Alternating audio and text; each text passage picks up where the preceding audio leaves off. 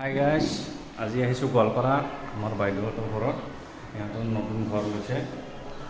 এইবিলাক আৰ্ট কৰিছে ইমান সুন্দৰকৈ। আজি মানে ঘৰ লোৱা খানা এইবিলাক আৰ্ট, ধুনীয়া আৰ্ট কৰিছে। বিভূতি আৰু মই আহিছোঁ।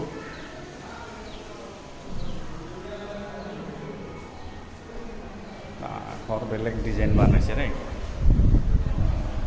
ইয়াৰ ওপৰত এতিয়াতো বনা হোৱা নাই, এইটো বাৰু পাছত বনাওঁ। কিটচেন,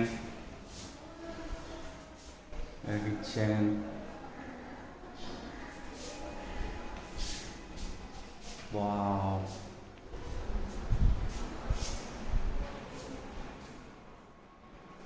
এটা ৰুম।